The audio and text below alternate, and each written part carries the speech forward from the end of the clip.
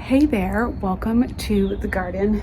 We've got another day of getting the garden ready to move. So I got most of the pots pretty much cleaned up and everything and packed away, but one container is left, and that is the container pond. Of course, if you follow along, you know that I got a couple fish in the container pond, and I am not going to be trying to move them to California because that just seems like a little bit too much.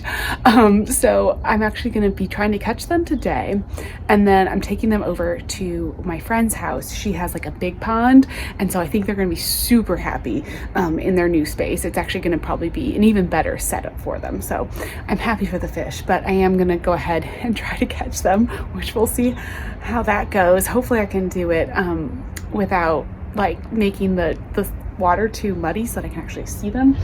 And then I'll just clean out the container pond, and I think I am gonna take it with me. I wasn't quite sure if I wanted to take it with me and do a container pond in my like renter's garden, next garden, but I'm gonna take it and just see what I think. I don't know if I would do fish, obviously, because I'm gonna be renting next year, so I'm only gonna have like 1 year before we move to the forever home. So but this is going to be a good setup for the little fishies, so I am happy for them, although I'm kind of gonna miss them because it has been really fun. Having a container pond in your garden is such a fun thing. It's brought so much life, both with the fish that are in the pond and then also with all of the birds that have come into the garden. I really noticed in the summer I had so many more birds. Like, it's definitely made me want to do bird baths and things like that. I've never had a bird bath in my garden before, but having the container pond made me realize having water like that really does bring some fun wildlife into your garden. So it's a really cool thing to have.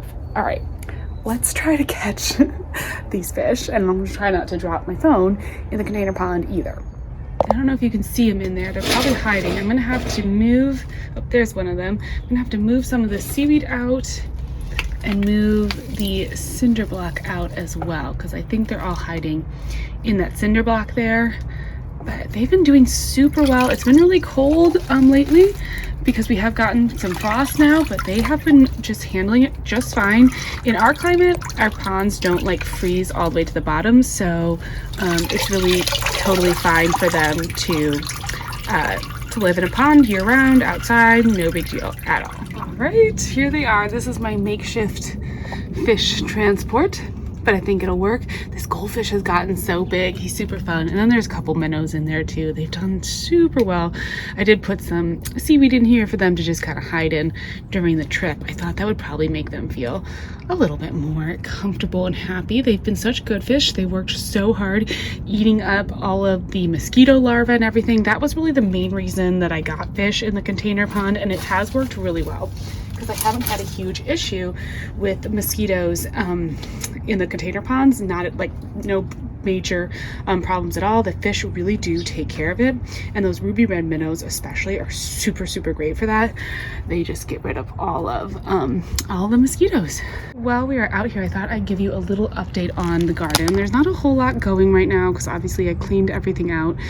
But the good old violas are just blooming away, being gorgeous. Look at the classic Johnny jump ups. So cute, so pretty. And then actually I've been really excited to see, these are the Adelaide carrots that I have in the grow bag, and they're looking so healthy. Even though we've had a few frosts out here, they have just been looking, someone's driving fast in the neighborhood.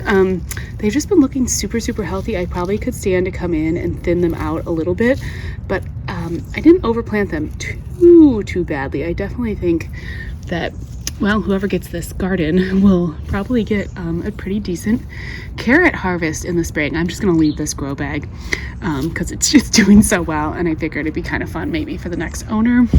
If they like to garden, they'll be able to do that.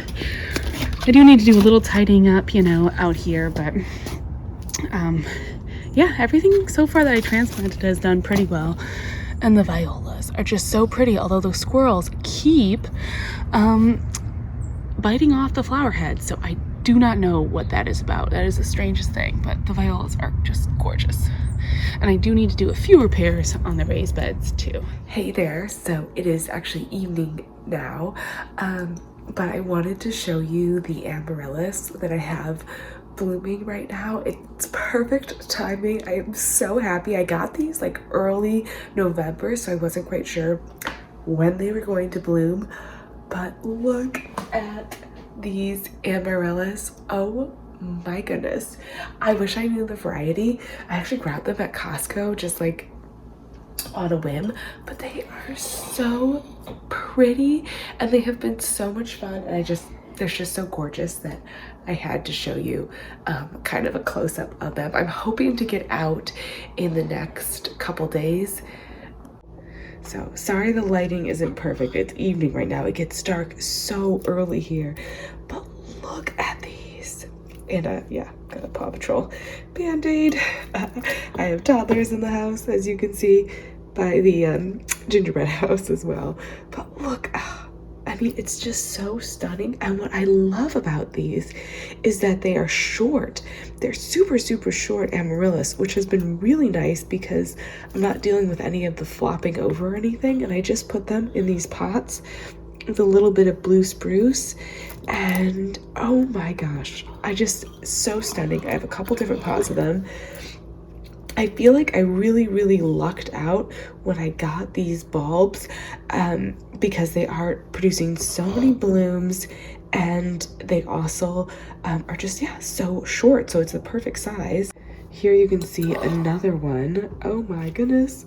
And they're all just these wax amaryllis bulbs, so it's super easy to make an arrangement because you can just even put it in like that, or you could add the little pine branches, but I think it's just gorgeous.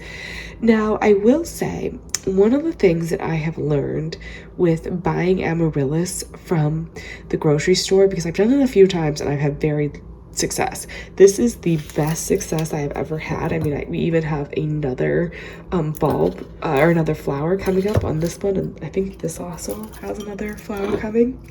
So that is the best luck I've ever had, and I did do something a little bit different when I selected these. So one of the things that I really was careful about when I got these was that I selected nice large bulbs. So again, I didn't know the variety. It didn't say the particular type, but I did select for basically just the biggest bulb that I could find. Basically, in general, the rule of thumb is like the bigger the bulb, the more blooms you get. And I've even had some success, some bad luck with getting smaller bulbs that also didn't even bloom at all. They just like came up with leaves, which were still pretty, but wasn't exactly what I was going for. So these were perfect, and I think one of the reasons was it was just a really nice, big, robust bulb. So if you know, maybe next year, or if you see any like sales or anything, you see any really big, just robust looking bulbs, I would go ahead and grab those. I have seen some other ones. As I said, I got these at Costco, and I've seen the other day they had some and they were just much smaller, and like I wouldn't go, if you're just like me and you're just going for a grocery store, you know, level amaryllis, I would definitely look for the big bulbs. And even sometimes by this time of year, you can actually see if they're in a box, you can peek inside the box and you'll see if they're coming up. And right away, usually after the first couple leaves start to poke out of the top of the bulb, you can actually start to see these the buds of the flower actually coming up, so you can kind of check. But definitely, I had to show you them because I figured all of my garden friends would appreciate just something so beautiful. I mean, what could be more perfect? And I think that red, there's so many pretty colors of amaryllis, and I definitely some year I'm going to get some of the specialty varieties. But for this year, these petite little perfect red amaryllis were perfect. They're so beautiful, even as they're coming up. I have one more. This one that you can see is not quite as open, but even as it's been like opening, it almost just looks like a tulip or something. It's just, I guess I'm just really craving flowers this time of year. There's not that much going on out there in the garden. I have just been craving having these blooms, and they're just so stunning and beautiful. So they've been kind of getting me through this cold month. I have a few more garden chores out in the garden that I do need to get done before we move. So I need to clean out a couple more containers. I'll take you with me doing some final like wrapping up things, and I may end up just like remulching. A layer of mulch just makes everything look that much more beautiful, so I may go ahead and do that. I need to start researching the California climate because that is when we're going to be moving. We're not moving quite yet. It's going to be a little while into the new year, but I need to start figuring out what I can do as far as like starting tomatoes and peppers and everything. Typically in zone 7A, where I have been growing, I would get everything started like end of January. I'd start some of the flowers, and February I would start some of the like basically the peppers and things. I usually start a lot of things on Valentine's Day. That's usually a big seed starting day for me. Of course, I don't know. I don't even know. I have to look.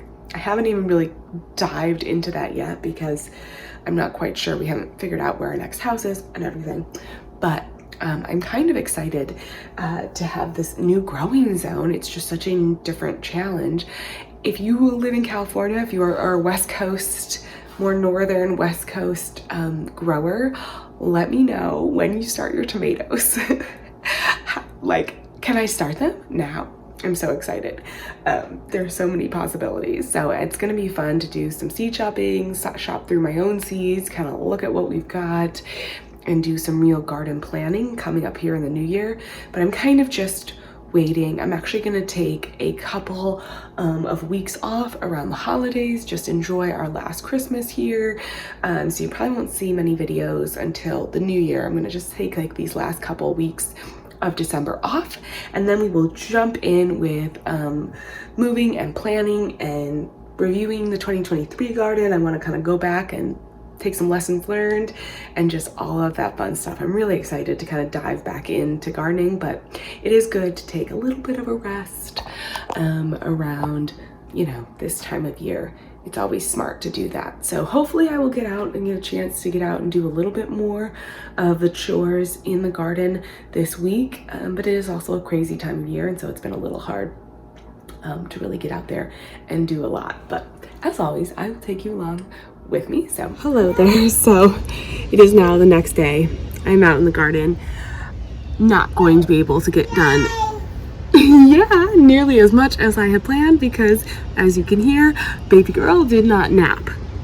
So I am going to wrap up this video here. I thought, you know, it was almost just like not going to film anything, but then I thought, you know what, a lot of us are parents out in the garden, and this whole year, the whole theme of this year basically is like just the real life journey with this garden, moving, renting, building a garden, buying the next house, starting the next garden, like it's just all going to be truly real and transparent. So yeah, this is the story today. I have a bunch of things I still need to pick up, and it's not going to get done. I did manage yesterday to bring my green stock down, and I am going to have to dismantle that, get that all cleaned up, because I'm definitely taking that with me to the next garden, and I really want to grow some strawberries in it, hopefully next year. So that's the plan. But yeah, I had to just pop in and say, real life, I am not going to get to this today. And it is taking so much longer to get this garden packed up than I ever thought that it would. But here we are. What can we do? The real, this is just, I guess, real life of moving with small children. So I will talk to you again soon, because I will be getting, hopefully, to all of these chores in the near future. Thanks so much for watching.